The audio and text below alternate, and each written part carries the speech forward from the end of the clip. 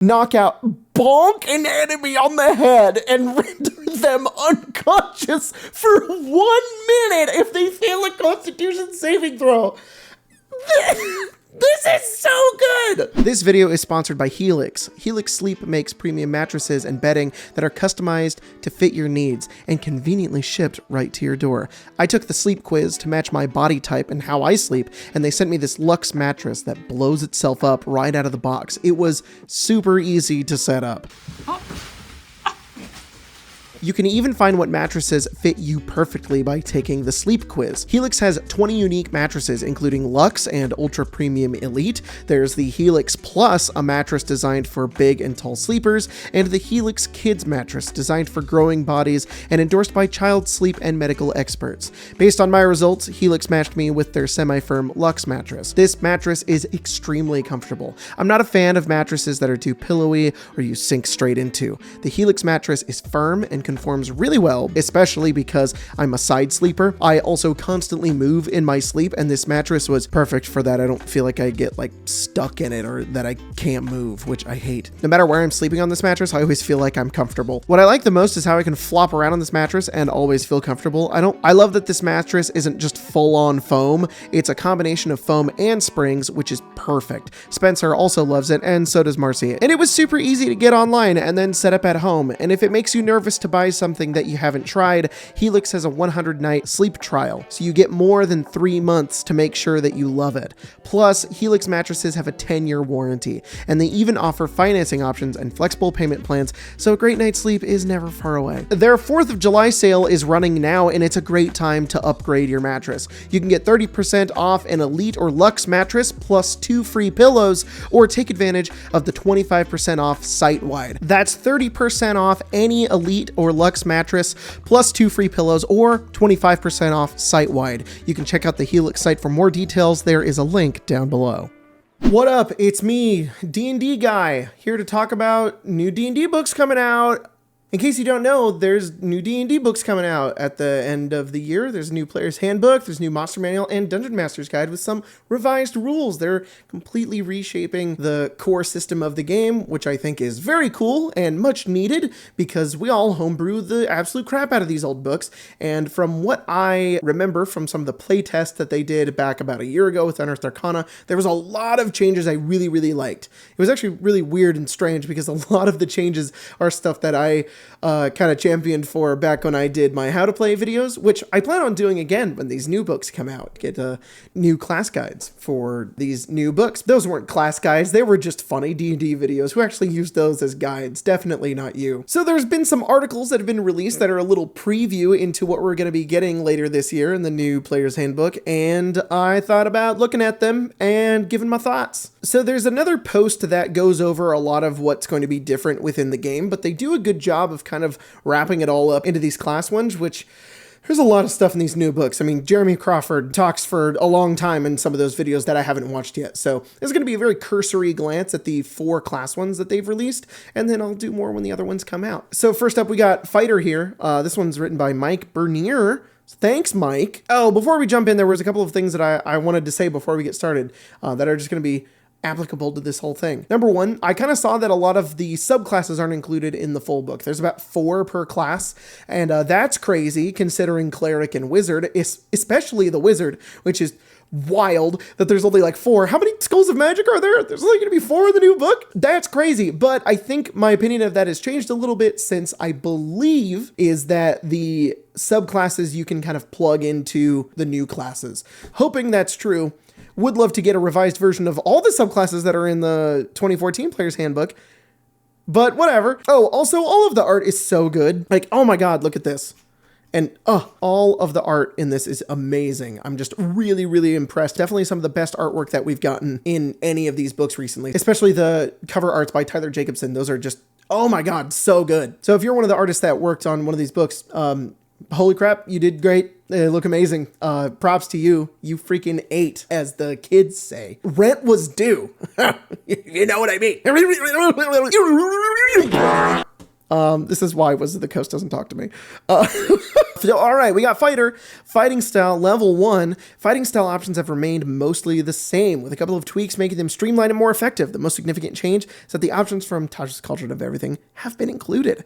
And all of these features are now considered feats, with a prerequisite that requires the fighting style feature to be picked up. That's really interesting. It's an organization thing. They're putting all of the fighting style stuff into the feats section, but you have to have a class that has fighting style in order to pick up those feats. That's really cool because now as fighter, you're not limited to like the 5 that you have there. Now all of them are an option to every class that gets fighting style. That's really cool. That makes your class that much more customizable, and I love that. That seems to be a really big design thing with the new rule books is customization, giving you more options to flavor your character, and I think that that's what a lot of people were doing with 5th edition to begin with. We were all just kind of homebrewing all of that stuff in, and it's really cool to see that it's just in the rules and it all is interconnected and works together. I love it. At level 1, you get to choose one of these feats as a part of the fighter's fighting style feature. Every time you get in fighter level, you can swap out your choice in case you get tired of protecting your glass cannon wizard and want to swing a 2-handed weapon instead. I love how this is written. Mike, I'm liking the pizzazz. I really, really like this. I think that just adds to more of the customization, the fact that you can change them. I would almost want it to be that you can change it on a long rest, because I know players are going to want to do that. They're going to be like, DM, do I have the level up? Can I change it now? And I wouldn't have that big of a problem with it being the DM. So it's good to see that they're very malleable with this. Can really make the type of fighter that you want to make just with this first level 1 ability. Second Wind starts at 2 uses and increases as you level up. Also on short rests, you get 1 back, and then on your long rests, you get a little more. You can also use Second Wind on 2 new abilities called Tactical Mind and Tactical Shift. This resource has also been made effective when you're not on the edge of death.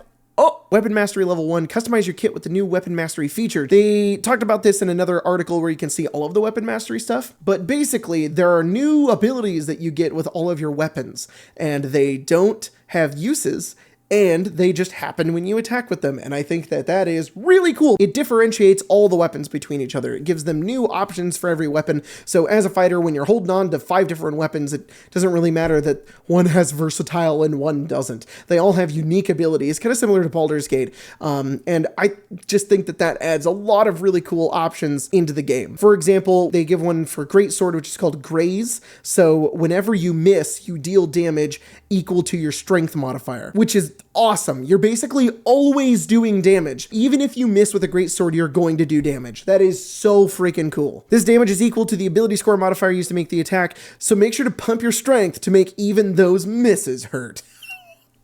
Yeah, Mike. Flail has Sap, which when you hit a creature, they get disadvantage on their next attack roll. And combined with your high AC, this will make you an annoying thorn or flail in your enemy's sides. Javelin, slow. You need to keep a bit of distance between you and your foe. The Javelin slow property reduces your target speed by 10 feet until your next turn when you hit. This will allow you to get out of dodge or allow an ally to create some much needed space. I love how this is written. It's so fun. Tactical Mind, level 2. When you fail an ability check, you can expend a use of Second Wind to gain 1d10 to add to the roll. Plus, your Second Wind usage isn't expended if you still fail. Who said drugs can't be smart? A day. I love this ability so much. Now, if you have a session where you're playing a fighter and you don't really do a combat, you can use your Second Wind to get better ability checks. And that is really, really cool. Especially if you're like rolling intimidation or you're trying to roll an athletics check or even something like performance. I don't know. That's really cool. Especially because if you fail, you don't use it. Oh my God. It's such great design. That makes it feel really fun, motivates you to want to use it, feels useful. And it's at level 2. 10 out of 10. Fighter subclass level 3. I freaking love this art. Look at that Vorpal sword. Oh, so cool.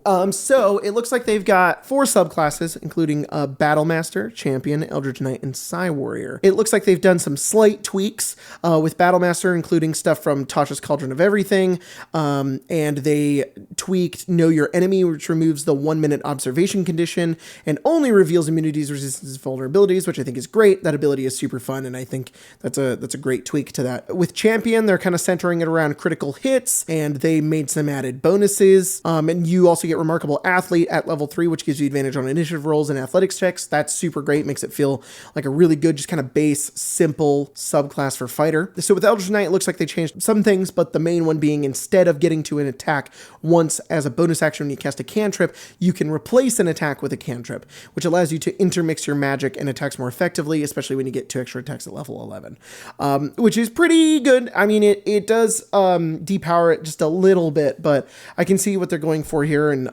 I really want to see how this kind of interacts at the table, but seems more streamlined, which I think is good. And then this is the thing that I was talking about earlier. Psy Warrior, they just said it's mainly unchanged, which is really what I'm hoping. What you can do is kind of plug in subclasses from other books into this. So if you wanted to play Cavalier with this new fighter, then you can just take it from the book and put it in, and it should work fine, which I think is great. I hope that's how this works, and I look forward to it if it is. Tactical Shift is at level 5. If your caster buddy's getting pummeled across the battlefield, but you can't risk an opportunity attack to get to them, all you need to do is use Second Wind as a bonus action.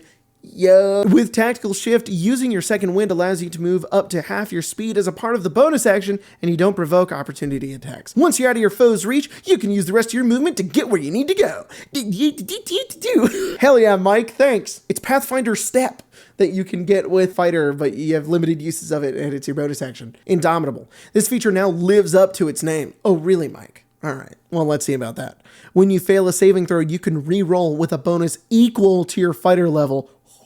Oh, you heard that right. I sure did, Mike. By the time you get this feature, that will be a +9 to your rerolls. Eventually, you'll be able to add 20 to the roll. Now, if that would help you avoid a Lich's Dominate monster, maybe you shouldn't have taken 6 in Wisdom. Beep, beep, beep. Freaking love this so much. Mike's got the zingers. This is so cool. This just adds so much to like what they're doing with the design of these classes. They're giving them a lot more identity. Now the fighter is not only going to have this ability where they can add like a D10 to their ability checks, but also this immense bonus to their saving throws, just making them just generally very good. And I think that's so cool and really fits the identity of the fighter, which has been just sort of sitting as like vanilla weapons guy. Honestly, just gives them a really cool place within the game. I love this a lot. Tactical Master, dial up your mastery over weapons. When you attack with a weapon that you've got your weapon mastery feature, you can swap it out for things like push, sap, or slow. And push is one where you can push a creature 10 feet in a line.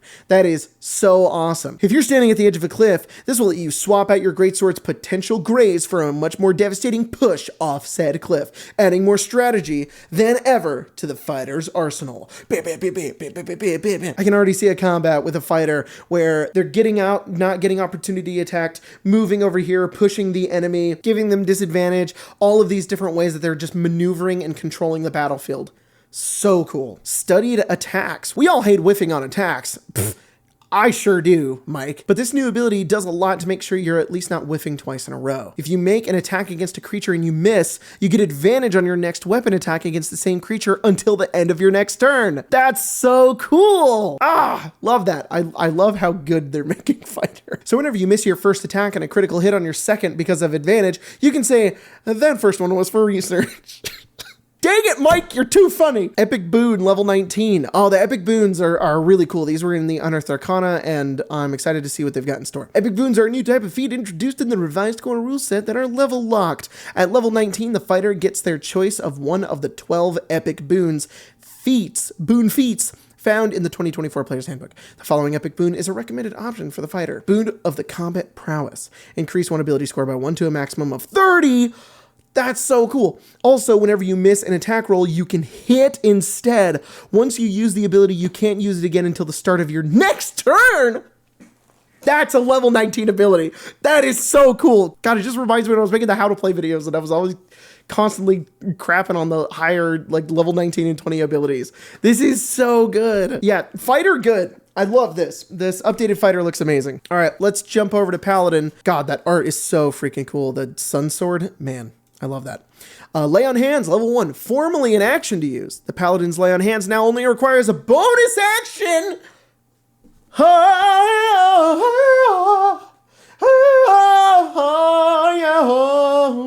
This is amazing. This just gives so much versatility to Paladin. Now you don't waste your entire turn doing a Lay on Hands. This is so cool. You have such a limited use of it already. I love this. It's just giving more versatility to the class. This is the theme that you see throughout the class, as many features have been changed from an action to a bonus action. Additionally, while Lay on Hands no longer removes diseases, it can cure the poison condition and can now be used on constructs and undead.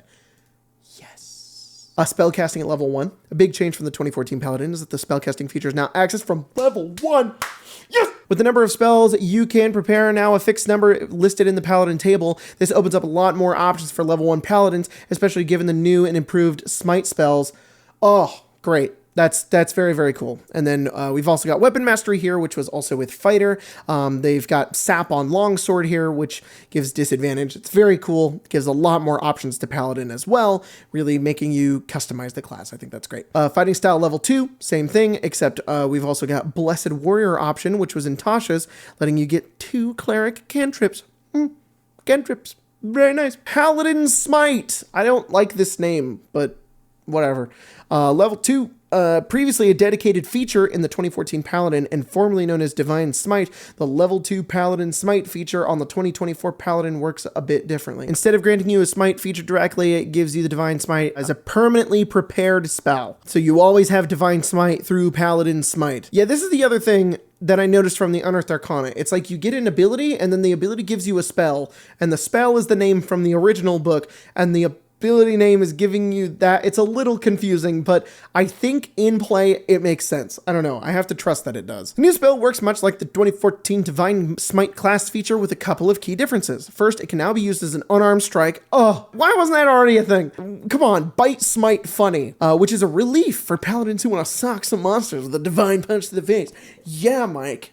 Wait, this isn't Mike. Who wrote this one? David. Second, it now requires a bonus action to use. It now requires a bonus action to use, but that bonus action can be taken immediately after you hit a creature with an attack roll, bringing it mostly in line with the original Divine Smite's mechanics. Griffith! This sucks. No, why? Okay, originally, I know when this was in the Unearthed Arcana, I really championed for it because I thought that it would really limit Divine Smite, which I already think is a really powerful ability that you should only really be able to do once per turn, which I heard about on Twitter that they limited Smite to only being once per turn, which I was like, that's great. I think once per turn is fine. Unless I'm really, really missing something. This takes away a lot of what you can do on your turn as a paladin. You now get to attack, smite, move, and you're done. It doesn't matter that you made Lay on Hands a bonus action. This is not going to give you more versatility with options on your turn if you're going to put Divine Smite, the core ability that the class uses, on a bonus action. That sucks. I know that there's probably some new ways to do smites, but you're only going to get to do like one a turn, and it's just severely debuffing Paladin. They're already having to use a spell slot in order to use that smite. Unlike Rogue, which doesn't have to use anything to use their sneak attack, they just have to meet the conditions. Paladin just gets to do it, but it's already limited with the spell slots. Now it's limited even more, and I don't know. I don't think I vibe with this, but I'm putting trust in this. I don't like it, but I'm gonna trust that maybe there's a reason why. That maybe there's some fundamental gameplay thing that they've added in that is going to make this better. I have no idea, but we're gonna keep reading. I guess you do also get the weapon mastery abilities, which is adding a lot of stuff that you can already do, but I don't know. Paladin subclass level 3, boo. I already ranted a bunch in my old video about subclasses being at level 3. I think it's dumb. I don't like that they're doing this. I know Paladin is already at level 3 within base D&D with 2014 Player's Handbook, but I don't like it. You can go watch my rant in that video if you want to see why. But so the subclasses that they've got are Oath of Devotion, Oath of Glory, Oath of the Ancients, and Oath of Vengeance. It's very cool that they're putting in Oath of Glory. I love Oath of Glory. I mean, slight upgrades, which I think is good. The subclasses were pretty slappy already, but this is streamlining it a lot more, which I like. Faithful Steed, level 5. No! This is in the Unearthed Arcana. I hate this. No! I'm just taking a big dump all over Paladin right now. At level 5, Paladins always have a Faithful Steed. Okay. With the Fine Steed spell always prepared from level 5 onwards, the feature also grants a single free casting of the spell once per day, so you can summon your otherworldly steed. That's right, your mount has an upgrade too. I don't like that we're giving every paladin a horse. I know it could be a pony or a camel or an elk or a mastiff or whatever, but this, again, like what I was saying with Fighter, what they're doing is they're giving abilities to the core classes that changes their identity fundamentally going forward. And the identity with Paladin now is having a horse. And I don't know about that, but I feel like this should be a subclass or something, or at least like one of the fighting style things, like an optional thing you can take. I'm thinking about all of the Paladin characters that I've ever DM'd and played, and thinking about any of them having a horse is kind of silly. Horse characters are like you opt into having the mount. Abjure Foes, level 9. This new Paladin feature allows you to spend your channel divinity to target a number of creatures equal to your charisma modifier and force them to make a wisdom saving throw. On a failed save, a creature's frightened by you, and while frightened in this way, it is limited to only moving, taking an action, or a bonus action on their turn. It's a very powerful way to control the battlefield, so if your idea of a Paladin features a control aspect, the 2024 version has you covered. Okay. Every Paladin gets this? This feels like a subclass. This is the scary horse subclass. Restoring Touch, another new feature for the 2024 Paladin. Restoring Touch gives you an alternate use for your lay on hands points. You can now choose to remove one condition from a list of options, and can even do this for multiple conditions if you spend enough hit points. That's cool. You get out like level 14. It's good. It's good. Epic Boon. We know what the epic boons do. So let's see what the recommended one for Paladin is. It's called Boon of True Sight. You increase one of your ability scores up to 30 and you gain True Sight to 60 feet. Oh, that's just like the boon in that's like, there's already a boon like that. All right. Yeah, I don't know. I don't think I like this. I'm sorry. I really liked the Unearthed Arcana initially. I know there was like 2 things I disliked about it, but unless like the smite does some crazy damage, or you have like unlimited uses of it or something, it's just okay. They've given more options by proxy, because all of the other classes are going to get more options in the way that they're getting them from the mastery, the weapon mastery feats, and the weapon specialization, and stuff that we already have with Tasha's Cauldron of Everything. It really doesn't feel like we've expanded the class here and added more to its identity. Well, we've added more to its identity, horse, but instead we've really limited what the Paladin can kind of do. And instead of giving you options on what you can do with this new class, we've now forced you to have these options instead, and this is what every Paladin gets now. And yeah, I'm just not a big fan. Okay, let's move on to Barbarian. This one was written by Mike. Yes, Mike is back, dude. Yes. Everyone's favorite tank has been hit in the gym and is even more buff in the 2024 Player's Handbook. Yeah. Rage level 1. I freaking love this art. Oh my God. You can't be the Hulk of your adventuring party without a persistent, nigh uncontrollable rage. The 2024 Player's Handbook makes it easy for you to keep your rage rolling by allowing you to expend a bonus action to maintain your rage. Your rage is also extended if you force an enemy to make a saving throw. That's really cool. See, this is what I'm talking about. This is taking what we already have and giving us new options and new ways to use it that isn't necessarily overpowered or breaking the system. And even if it is breaking the system, we can trust that because they're making 3 gigantic new books, that they're accounting for that kind of balance. And I guess accounting for that kind of balance is just like really depowering Paladin, which is just wild that they couldn't compromise in the design of that. That's just wild. So you can use your bonus action to keep up your rage. You don't. Personally, I prefer the tried and true deal damage to myself method to keep up your rage. Using the bonus action does make a lot of sense. I can use my bonus action to make sure I can keep it up, which is cool. And if you make them make a saving throw, that's awesome. So we're getting some versatility with Barbarian here, maybe with some spells, maybe with some abilities and stuff. That's pretty cool. Previously, you would have had to make a weapon attack or take damage to continue raging. But if you're taking your turn to do something mundane, such as climbing a ladder, you don't want to have to expend another use of your rage once you get to the top. Yes. You now also regain 1 use of rage when you finish a short rest, make it more likely you have this key Barbarian feature when you roll initiative. Weapon mastery. We got some weapon mastery stuff here again. We've got 2 here, Cleave and Vex, and I'm getting distracted because this goddamn hot drow Barbarian art here. Good God. The Cleave. The only thing better than chopping 1 enemy in half is chopping 2 enemies in half. With Cleave, whenever you hit a creature, you can make a second attack at another creature within 5 feet of the original target within your reach. If you hit, you deal your weapon's damage dice, but not your ability score and modifier. You do add your rage bonus, though. Yeah, can Mike write the whole book?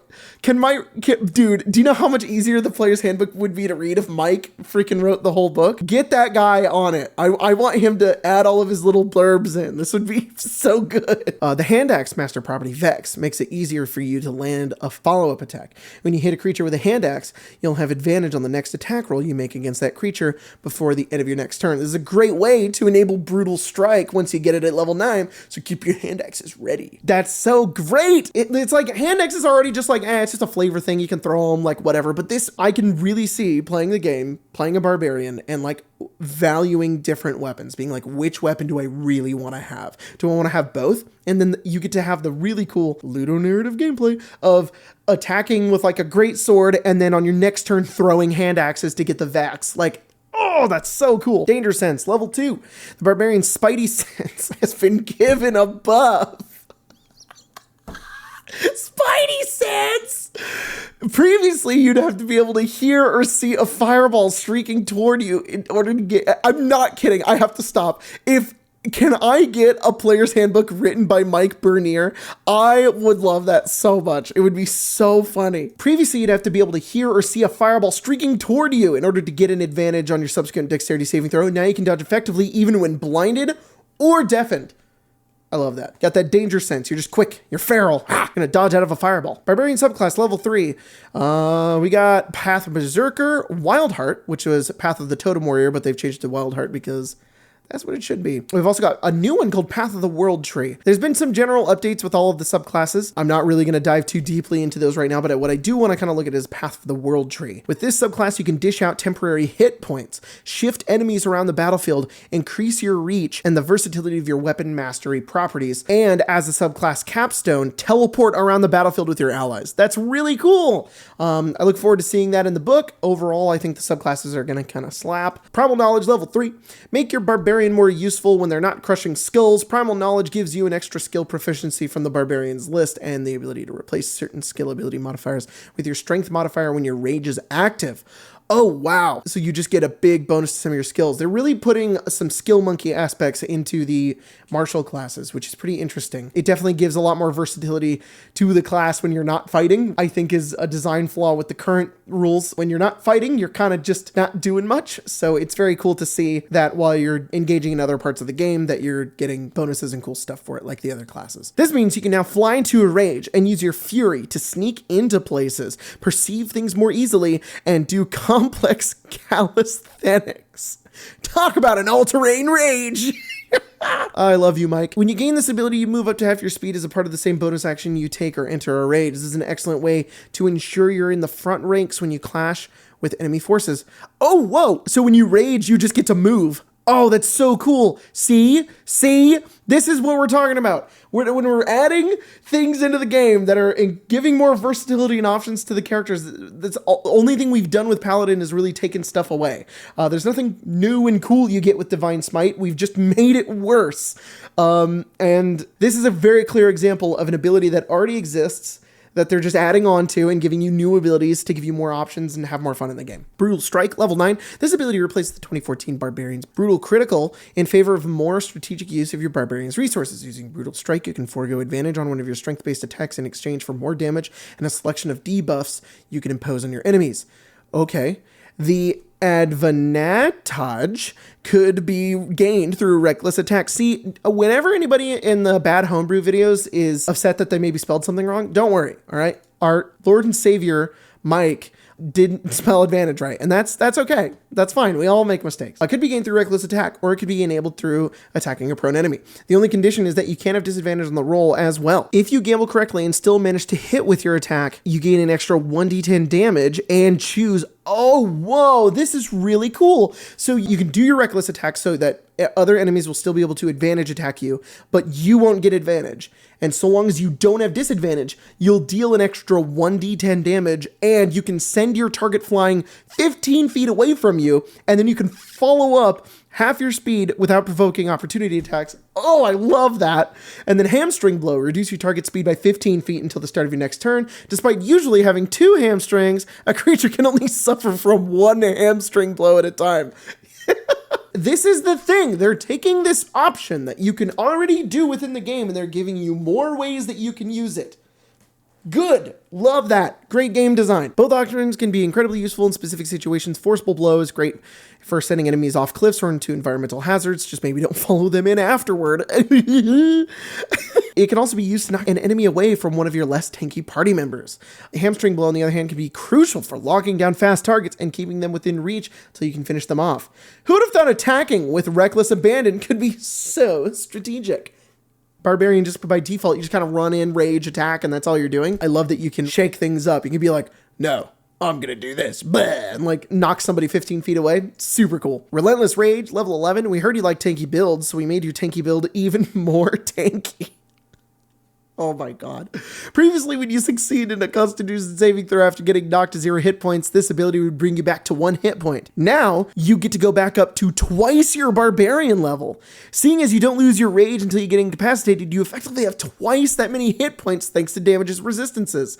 Tack on the fact that this continues to happen until you fail your Constitution saving throw after dropping to 0 hit points. This means you could trigger this ability multiple times per long rest, resulting in dozens of extra hit points. This will effectively make you the Black Knight from Monty Python, able to shrug off a normally fatal injury with a casual "'tis but a scratch." What? Dude, this is funny. You're just making references in the middle of the post. This is how I would write this. This is really cool. I mean, Mike explained it very well, but the fact that you get to fall to 0 and then come back multiple times and you get to have your hit points back is just very cool. Again, adding to the identity of the class. What's the core identity that we're adding in here? We want barbarians to be unstoppable, and that's what this feels like. With fighter, you've got this idea that they're strategic and they can maneuver the battlefield and they succeed when they really need to, but they can pick and choose when they want to use their abilities in order to control the battlefield. Barbarian is like running in, knocking people backwards, moving around, getting to the enemy a lot quicker, and then just being able to not die. Yeah. And then with Paladin, we've got Horse Girl. Improved Brutal Strike. Get even more recklessly strategic. Now you can choose from 2 additional options when you hit a creature using Brutal Strike. This does just feel like one of my how to play videos though. That is like something I would say. Let me read it exactly how I would say that. At level 13, you get Improved Brutal Strike. Get even more recklessly strategic. Now you can choose from 2 additional options when you hit with a creature using Brutal Strike. And then it would cut to a bit where I go up to Logan and I go, Brutal Strike. And he goes, ow, my larynx. And then he would fall on the ground and I would hit him a bunch of times with a foam axe. And he would be like, no. And I'd be like, you're dead in the balls. Can't wait to bring that back. Staggering Blow. Force your target to have disadvantage on the next saving throw it makes, and it can't make opportunity attacks until the start of your next turn. Perfect for diving out of the way and letting your wizard light them up with a big spell. Giving disadvantage on the saving throw so you can help out your wizard. They also point out different ways where you can maneuver enemies to help out like the squishier allies, and I think that that's great. That's a lot of how Pathfinder 2e plays, where you're using a lot of your actions to help and strategize with your other party members to boost them and give them better turns. I love that we're kind of following that design philosophy a little bit with these revised rules, because we're not just sitting and playing lone wolf characters where we don't think about our other party members. We are using these abilities to be like, are you about to do fireball? I can give them disadvantage on their saving throw. That's really fun. You get to work together and do a cool move. Sundering Blow. Oh my god, Sunder reference. If you have a martial buddy fighting alongside you, this is a great way to team up. Team up abilities are always the best. Whenever you hit a creature with this ability, the next attack made against it by another creature has +5 to hit. Essentially, you're trading off advantage to give your buddy advantage. Yo, that's so cool. I love that they're just doing more with the reckless attack. That's so much more fun than just getting advantage. I love this. It's super great. Lots of cool options for Barbarian, making it much more of a versatile class. Super good. Persistent Rage. Previously, this feature made the Barbarian's Rage impossible to end early, short of knocking them unconscious. In the updated version, you still get these benefits, and your Rage lasts for 10 minutes without you needing to extend it in any way. Love that. If that wasn't enough, you now regain all uses of Rage when you roll Initiative. This only triggers once per long rest, but a full 50 minutes of raging should get you to the next time you're able to kick up your feet and relax. Basically, at level 15, you can just rage all the time. That's core with the identity of the Barbarian. They're really creating this idea that they're just persistent and they never give up, and indomitable freaking Barbarian, and I think that's really cool. Improved Brutal Strike. This improvement to your Brutal Strike doubles the damage dealt from 1d10 to 2d10. Super cool. I was going to say that should definitely level up, because that 1d10 is going to get very small very quick, and also allows you to inflict 2 different Brutal Strike effects. Each time you hit, you can do 2! This allows you to combo effects, like sending an enemy flying into a blade barrier barrier with disadvantage on their dexterity saving throw, or perhaps you hit a creature with a thrown hand axe and use a forceful blow to send them 15 feet away and hamstring blow to reduce their speed by 15 feet. Then step back a couple of feet and ready your next hand axe. That's a great example, Mike. That's really, really cool. That just adds so much to what you can do on your turn. And then the epic boon that they give for Barbarian is Irresistible Offense. This boon of epic proportions starts by allowing you to increase your strength or dex up to a maximum of 30. You also get the ability to overcome resistance to bludgeoning, piercing, and slashing damage with your attacks. So your attacks kind of become magical. All right. Finally, when you roll a 20 on the die for an attack roll, you get to deal damage equal to the ability score that you use to make the attack. Wow, that's crazy, which will likely be a 25 when you gain access to Primal Champion at level 20. Now that's a critical hit. That's crazy cool. You're just getting like plus 20 to your hits. Man. Yeah, Barbarian, good. Love it. I can see ways they can make this even cooler, but honestly, they've really improved off of the original idea. I love the new Barbarian. Looks great. All right, and then finally, what we have time for today is Rogue. I know Warlock is out too, but they don't have the article out for it yet, so we're just going to be looking at the article for Rogue, and then we'll get to the others later. What I remember from Unearthed Arcana Rogue, they did some really cool stuff with the sneak attack options, and I really liked that, and I hope they kept it. In addition to the Rogue's typical suite of features at level 1, you gain access to the new Weapon Mastery feature. Oh, great. So you get Weapon Mastery as a Rogue at level 1, and they have different abilities for those, like Nick with Dagger. So the Dagger's Mastery property, Nick, grants you the extra attack on your attack action if you're using a weapon with the light property. This is in lieu of the extra attack you can typically make with a light weapon using your bonus action. Okay, so it looks like they're taking away the ability to have 2 light weapons and to do 2 attacks, and instead you have to have Nick. That's interesting. That's interesting. I think that streamlines it a lot. Man, this art is so good. Oh my god, that art's great. That's a planeswalker. They've also got Vex on the short bow, which is also a really good ability, especially for Rogue. Oh my god, getting advantage on the next attack roll. Whoo! Just more ways to play the game. That's great. You're just going to be thinking in a lot of different ways when you're playing D&D now, and I think that is very cool. Thieves' Cant, level 1. Rogues are famous for learning Thieves' Cant, a unique kind of language that allows you to speak and understand codes, but your time spent in the underground world means you've likely crossed paths and worked with all manner of people and creatures. To reflect this, the Thieves' Cant feature not only grants you Thieves' Cant, but additional language proficiency. That's super cool. You get an additional language. Subclass at level 3, we got Arcane Trickster, Assassin, Soul Knife, and Thief, and these are kind of short, so I'll just read them. Our Arcane Trickster, we've got magically inclined rogues now swap out a cantrip each time they level up, granting you greater flexibility in your build. Versatile Trickster has also been changed so that when you use the trip option of Cunning Strike, what? Trip option? They kept the 1d6, they kept the sneak attacks. I'm sorry, I'm getting ahead of myself. You can target an additional creature with your mage hand. Amazing. Assassin, you can now more easily trigger Assassinate and Death Strike, but the damage has been reduced. You're more adept at poisoning and impersonating others, and you can move after using steady aim supporting hit and run builds. Meh. I liked that it did big damage, but whatever. Soul Knife, introduced in Tasha's Cauldron of Everything, the Soul Knife is largely unchanged. Your psychic blades now have a range to 60-120 instead of 60, just 60. And they have the Vex Mastery property. Yeah, love that. Thief, the updated Thief can activate magic items as a bonus action. They have a unique Cunning Strike option called Stealth Attack that allows you to remain hidden after attacking. Used Magic Device saw the most change and now offers you an additional attunement slot, grants a chance to activate magic items without expending charges, allows you to use spell scrolls no matter your class or spellcasting prowess. Thief sounds so cool. I really like the update to Thief. If it's similar to the Unearthed Arcana one, which it seems like it is. Steady Aim at level 3. Steady Aim was introduced in Tasha's Cauldron of Everything. It sure was, and now it looks like it's a base combat feature. I love that. Steady Aim is a great ability that allows you to ensure that you're going to get your sneak attack without having to move that much. I think it's a great ability. I love that it's just a part of the class. Cunning Strike at level 5. Oh, the most exciting new tool in the Rogue's kit is Cunning Strike. It offers you new ways of utilizing sneak attack to cripple enemies or just safely maneuver around the battlefield. When you deal sneak attack damage, you can choose to forego one or more sneak attack damage die to add a Cunning Strike effect to your attack. The DC of your Cunning Strike effect scales off your dexterity. At level 5, you'll be able to choose one of the following Cunning Strike options when you land a sneak attack. Poison costs 1d6. I love this. Put your Poisoner's Kit to good use. With this option, your target must succeed on a Constitution saving throw or be poisoned for 1 minute. They can repeat the save at the end of each of their turns. Trip. cost 1d6, stick them with the pointy end and watch them fall prone, that is. On a failed dexterity saving throw, just make sure that your target is large or smaller before choosing this option. And withdraw 1d6. Hit and run with the withdraw option lets you move half your speed without provoking opportunity attacks after attacking. At higher levels, you can add more of them together.